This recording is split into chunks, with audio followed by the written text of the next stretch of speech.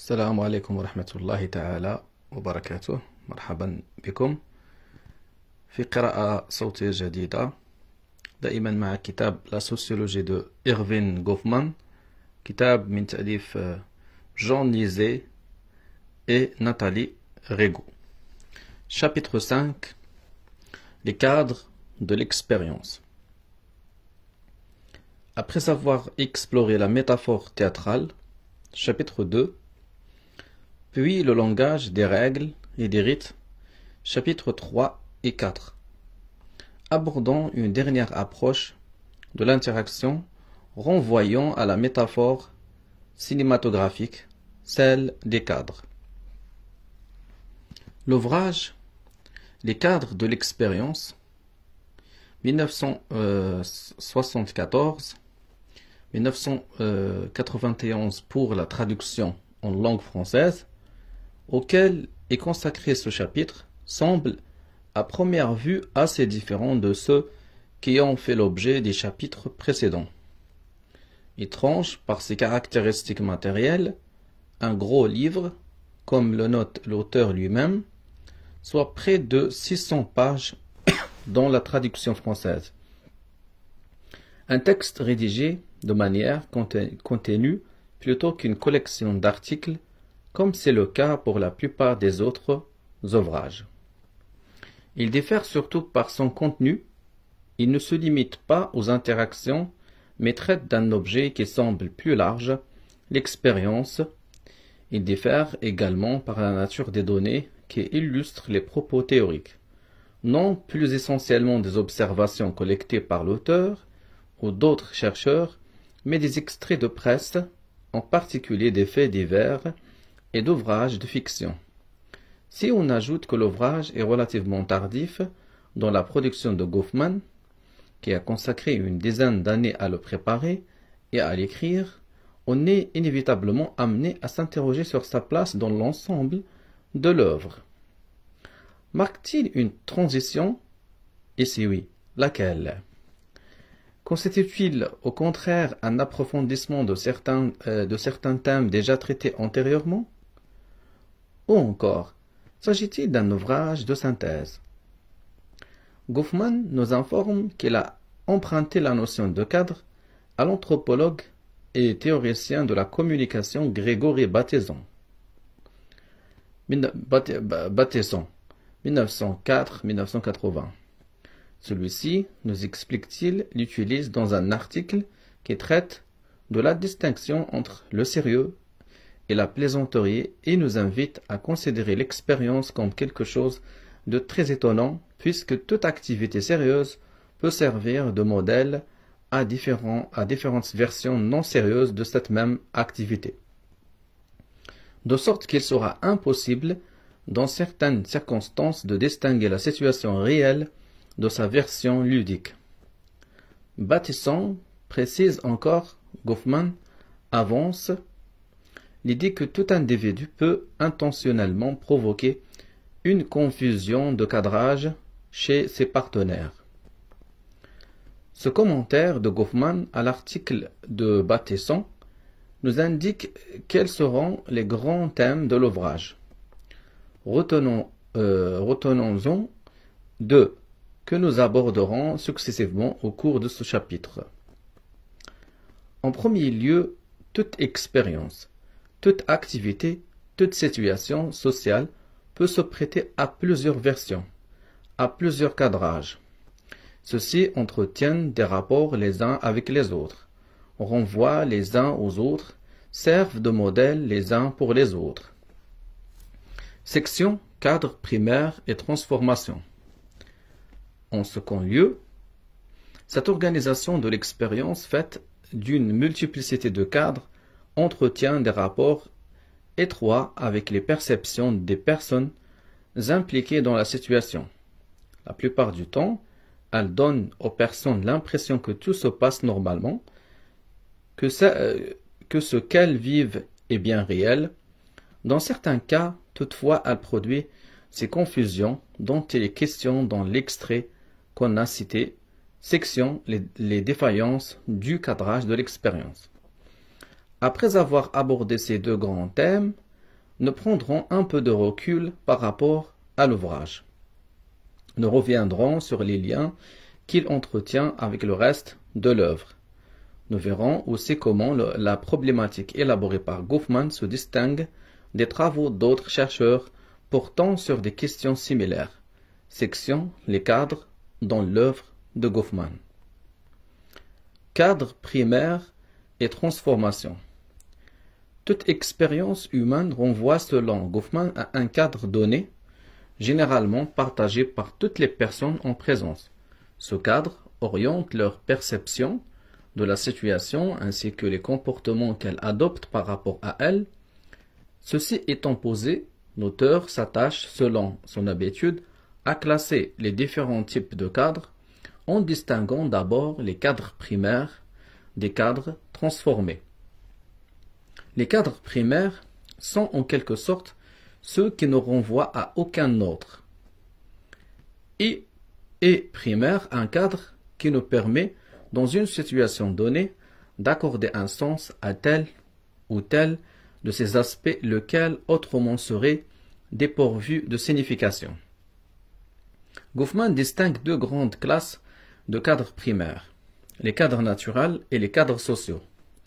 Les premiers impliquent l'action de force, de loi, de la nature, tandis que les seconds impliquent des intentions, des actions humaines. Ainsi, pour paraphraser l'auteur, le soleil qui se lève est un événement qui acquiert une signification dans la mesure où on le rattache aux lois du mouvement des planètes, donc à un cadre naturel. À l'inverse, le store que l'on baisse est un événement qui prend sens dans la mesure où il renvoie à une intention, par exemple, celle de se protéger de la chaleur et donc à un cadre social. Goffman suggère que les sciences de la nature présentent des versions plus élaborées de nos cadres naturels familiers.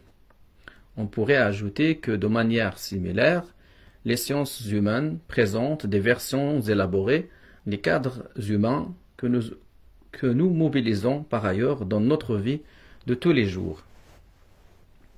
Les cadres primaires se distinguent, selon Goffman, des cadres transformés. On a affaire à un cadre transformé lorsque la situation, bien que présentant certaines ressemblances avec ce qui se déroule normalement dans le cadre primaire, acquiert pourtant une signification différente. Deux amis qui jouent à se battre, un orchestre qui répète en préparation d'un concert, un vendeur d'aspirateurs qui montre le fonctionnement de l'appareil à une cliente potentielle. Voici une première série d'exemples d'activités renvoyant à des cadres transformés. Et voici trois autres exemples quelque peu différents des précédents. D'abord, le cas de ces étudiants en psychologie qui sont invités à participer à une expérimentation dont la finalité leur a été soigneusement cachée. Ensuite, le comportement de cette femme qui, voulant mettre à l'épreuve la fidélité de son compagnon, lui envoie une lettre signée de la main d'une autre femme, le conviant à un rendez-vous. Elle est présente, cachée, et elle observe son arrivée et son attente. Enfin, le cas des employés de certains call centers qui reçoivent des appels émanant de personnes qu'ils croient être des clients et qui sont en fait des agents des firmes pour lesquels ils sont censés fournir des renseignements, l'appel en question étant destiné à contrôler leur travail. Ce dernier exemple, plus contemporain, est introduit par nous, tandis que les autres sont de Goffman. Modélisation et fabrication. Le lecteur aura perçu les différences qui séparent nos deux séries d'exemples. Dans le premier groupe, toutes les personnes qui participent à l'événement sont au courant de la transformation du cadre, autrement dit, toutes se rendent compte qu'elles ont affaire à la copie et non pas au modèle. Ainsi, les musiciens savent qu'ils répètent et qu'ils ne sont donc pas en concert. Les amis et les autres personnes qui assistent à la scène savent qu'il s'agit d'un jeu et pas d'une vraie bagarre, etc., Goffman parlera de modalisation pour désigner les transformations de cadres qui se réalisent au vu et au su de tous. La modalisation est une transformation qui ne se cache pas. Dans la seconde série, la transformation du cadre échappe à une partie des participants. Ils croient être en présence du modèle et sont en fait confrontés à la copie. Goffman parlera de fabrication pour désigner ce type de transformation qui résulte des efforts délibérés, individuels ou collectifs, destinés à désorienter l'activité d'un individu ou d'un ensemble d'individus qui vont jusqu'à fausser leurs convictions sur le cours des choses. En paraphrasant l'auteur, on peut donc dire que la fabrication est une transformation qui se cache.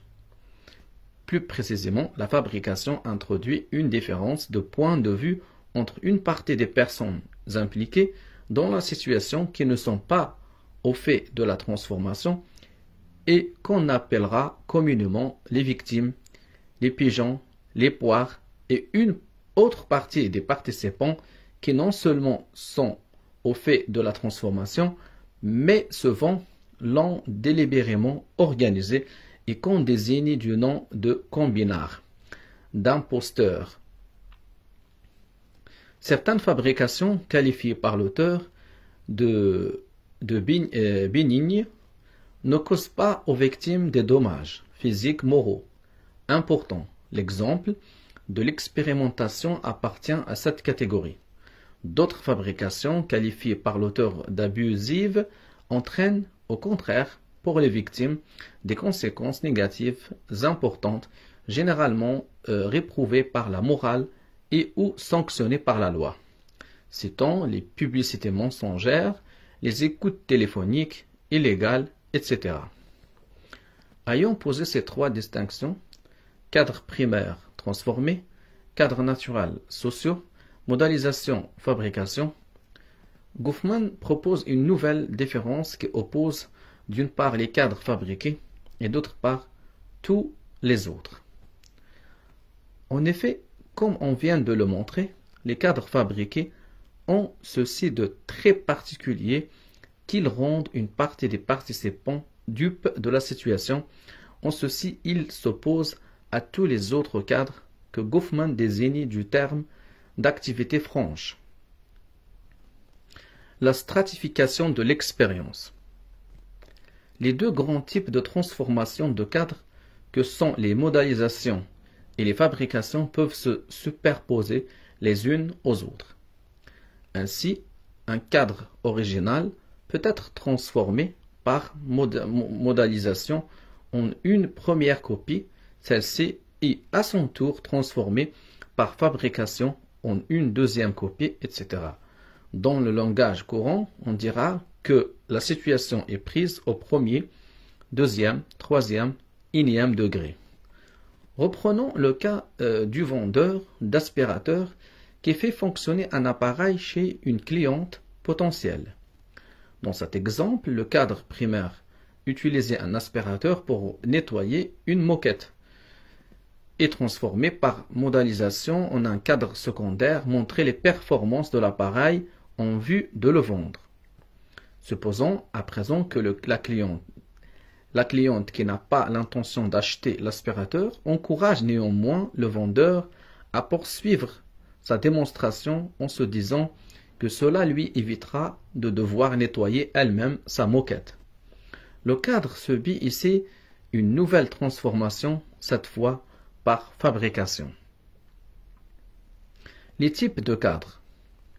L'expérience peut ainsi être décomposée en tant de strates, combinant modalisation et transformation.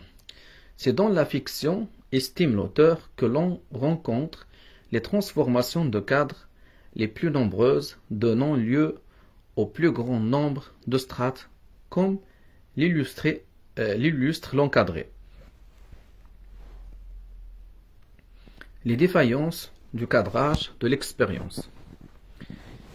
Il peut arriver que le cadrage de l'expérience ne remplisse pas correctement ces fonctions d'orientation des perceptions et des comportements des individus. On dira alors qu'il est défaillant. Des strates à n'en plus finir. Dans le film Love and Larceny, le héros criminel à la retraite mène une vie tranquille entre son travail, sa femme et son superbe appartement.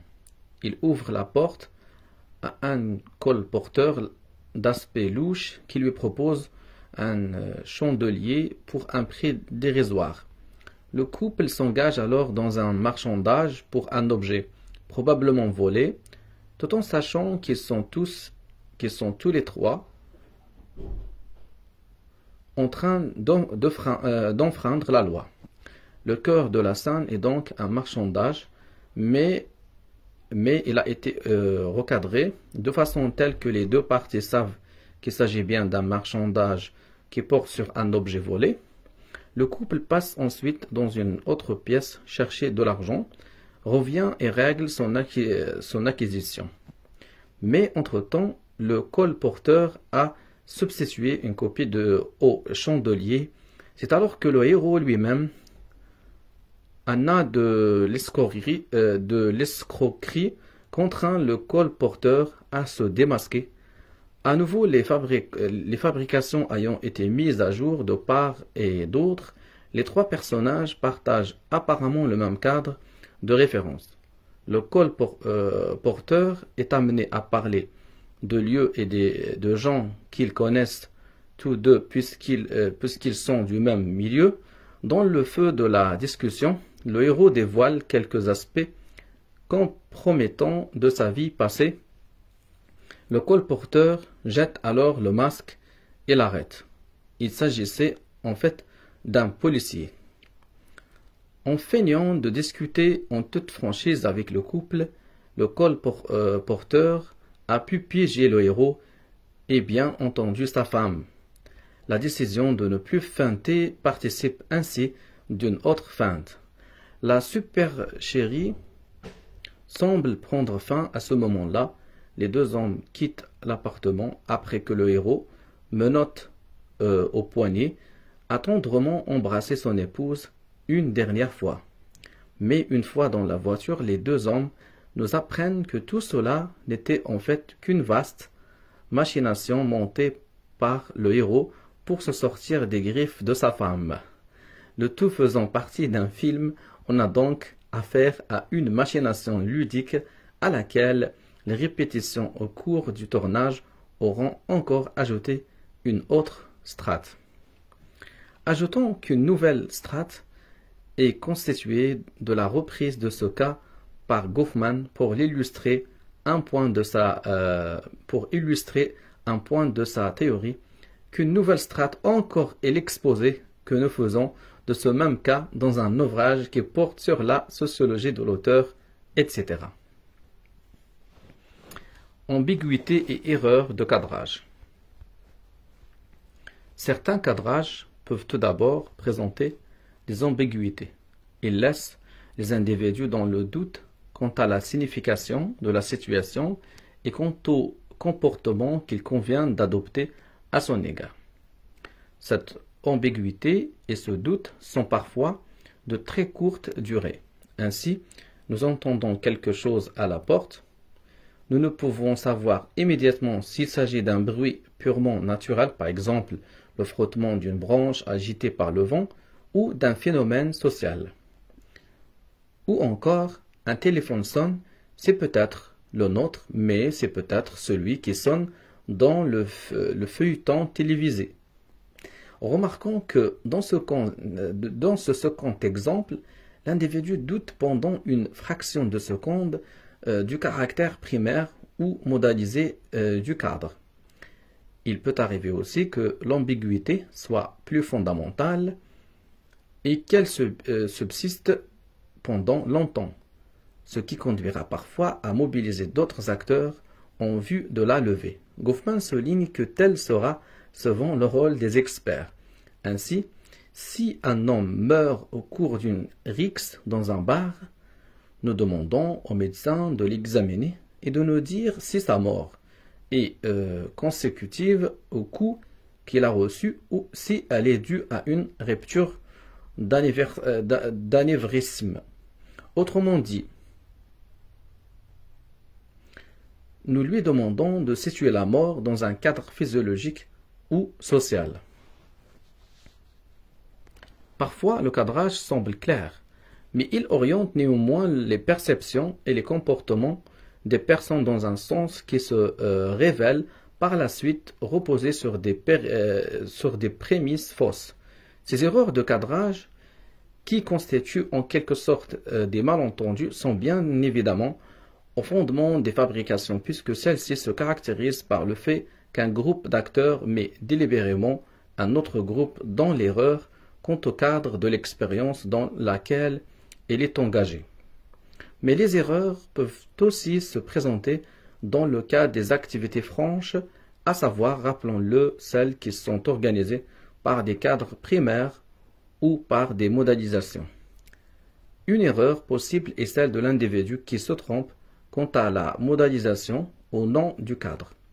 Il se comporte comme si l'expérience relevait d'un cadre primaire, alors qu'elle est l'objet d'une modalisation, par exemple en prenant au sérieux une observation faite par quelqu'un d'autre qui, en fait, plaisante. À l'inverse, la personne peut se comporter comme si l'expérience était l'objet d'une modalisation, alors qu'elle relève d'un cadre primaire. Par exemple, elle prend pour une plaisanterie une observation qui lui est adressée de manière tout à fait sérieuse. Les ruptures de cadre. L'erreur de cadrage faite par une personne peut donc être provoquée intentionnellement par d'autres ou résulter de facteurs non intentionnels. Cette erreur dure un temps plus ou moins long. Ensuite vient généralement le moment où l'individu se rend compte qu'il a perçu la situation de manière erronée et qu'il s'y est engagé de façon inadéquate. Ce moment très particulier correspond à ce que Goffman appelle une rupture de cadre. Par cette expression, l'auteur désigne l'expérience de l'individu qui se trouve, pendant un temps, dépourvu d'indications quant à la manière dont il doit interpréter une situation et se comporter par rapport à elle dans de telles circonstances. C'est la nature même de nos croyances et de nos engagements qui, subitement, se trouve bouleversée. Cette expérience sera souvent pénible pour la personne. Elle donnera lieu à des sentiments négatifs, d'anéantissement, d'effondrement et à des réactions non maîtrisées telles que la colère, la panique. Notons que cette impression de pénibilité ne doit pas être associée nécessairement à la rupture de cadre. Pensons par exemple à ces fêtes d'anniversaire organisées à l'insu de l'intéressé, et où celle-ci découvre tout d'un coup la présence d'un grand nombre d'amis. Quelles qu'en soient les modalités, la notion de rupture de cadre nous éclaire en quelque sorte par la négative sur les fonctions que, selon Goffman, les cadres remplissent dans les interactions quotidiennes. On peut, pour résumer, dire qu'ils assurent une double fonction. D'une part, ils orientent les perceptions, les représentations de l'individu, et d'autre part, ils influencent son engagement et ses conduites. D'abord, ils orientent les perceptions. Les cadres fixent en quelque sorte la représentation de la réalité. Ils donnent à l'individu l'impression que cette réalité est bien ce qu'elle est. Par exemple, la personne a bien affaire à une plaisanterie et non pas à une remarque sérieuse. Autre exemple, la mort intervenue suite à la rixe est bien la résultante des coups reçus et non la conséquence d'un accident cardiovasculaire. Ensuite, ils influencent l'engagement et les conduites. La définition de la réalité étant fixée, la personne peut ajuster son degré d'engagement et adopter les comportements adéquats. Rire dans le cas de la plaisanterie, adresser les propos qui conviennent aux proches de la victime avec le ton qui convient, etc. Les cadres dans l'œuvre de Goffman. On peut tenter, pour conclure, de restituer les cadres de l'expérience par rapport à l'ensemble de l'œuvre de Goffman, en marquant autant des continuités avec les ouvrages antérieurs que des différences ou des déplacements. On appréciera ainsi la portée plus large de l'ouvrage, en montrant notamment comme il se distingue de travaux produits par d'autres chercheurs, et portant sur des questions similaires. Dans ses écrits antérieurs, Goffman s'était déjà intéressé de plusieurs manières à la question de la multiplicité des constructions de la réalité. Ainsi, il avait montré comment l'acteur cherche à maîtriser les impressions de son public en vue notamment de construire une image avantageuse de lui-même. Chapitre 2, section La scène, ses enjeux et ses artifices.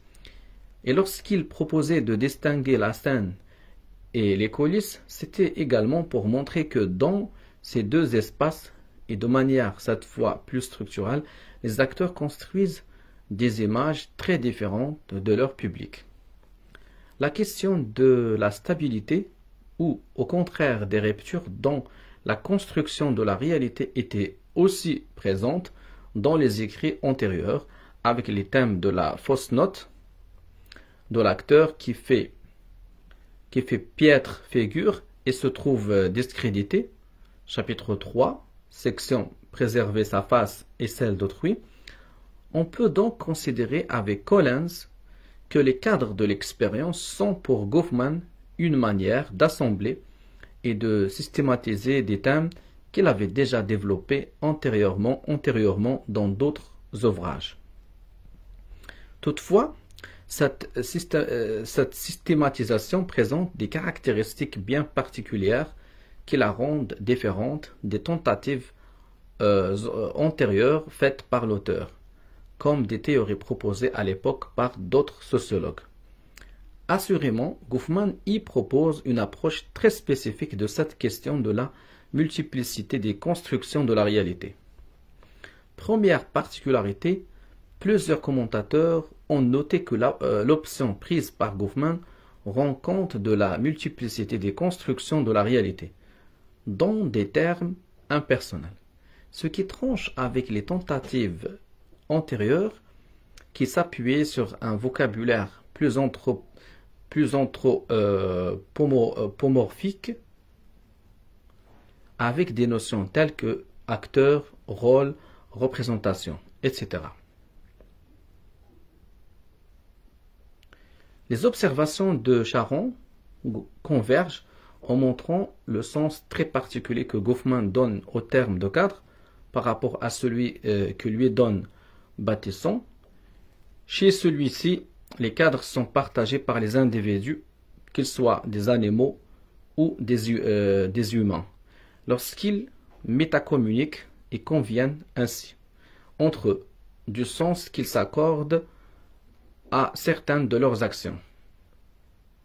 Charron fait ici référence à l'observation de Bateson selon laquelle des animaux comme les loutres sont capables, en échangeant certains signaux, d'indiquer à leurs partenaires qu'elles sont occupées à jouer et non pas à se battre. Bien que Goffman emprunte la notion de cadre à Bateson, il lui donne une signification différente. Les cadres ne résultent plus chez lui d'un genre de convention qui s'établirait entre les individus en communication. Ils sont devenus indépendants des intentions individuelles. Ils constituent des objets d'analyse en tant que tels, qu'il est possible de classer, d'articuler les uns aux autres. Seconde particularité, plusieurs commentateurs ont noté que l'option prise par Goffman relativement à cette question de la multiplicité des constructions de la réalité est loin d'être extrême. Elle s'écarte en particulier du relativisme absolu qui est défendu notamment par le courant de l'interactionnisme symbolique. Chapitre 4. Chapitre 6. Section La tradition de Chicago, une appartenance controversée. L'option de l'auteur est modérée pour deux raisons. D'abord parce que certaines des définitions du réel, ce que Goffman appelle les cadres primaires, s'identifient bien à la réalité, celle de la nature, cadre naturel, ou celle de la société, cadres sociaux. Comme le note Collins, Goffman est bien d'avis que des policiers réels existent, de même que des voleurs réels, et aussi des réels suspects innocents, de même qu'il existe de réels ennemis militaires et leurs agents d'espionnage. Ensuite, le relativisme se trouve limité par le fait que les autres niveaux, les cadres transformés, sont rattachés au cadre primaire selon un petit nombre d'articulations possibles, les modélisations et les fabrications. La question de la multiplicité des constructions de la réalité reçoit dans les cadres de l'expérience un traitement spécifique de la part de Goffman, spécifique par rapport à la manière dont il a abordé la question dans des ouvrages antérieurs, spécifique aussi par rapport à la manière dont d'autres courants de recherche abordent la même question. Cette spécificité tient au caractère impersonnel de la solution goffmanienne, ainsi qu'à sa relative modération. Les deux chapitres qui suivent développent ces appréciations par l'étude des liens avec d'autres auteurs, chapitre 6, et une tentative de bilan de son œuvre, chapitre 7. Voilà, j'arrive à la fin de ce chapitre 5. Dans la prochaine séance, je vais lire le chapitre 6 sur la généalogie intellectuelle de Goffman. Salam alaikum.